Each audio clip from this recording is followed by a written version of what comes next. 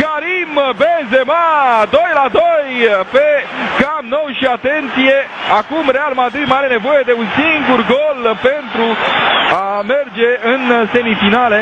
S-ar califica datorită numărului mai mare de goluri marcate în meciurile din deplasare în cazul în care ar scrie și a treia oară trupa lui Mourinho. 2-0 la pauză pentru Barcelona, 2-2 în acest moment. Benzema l-a depășit foarte ușor pe Puyol și reușește să marcheze în poarta lui Pinto.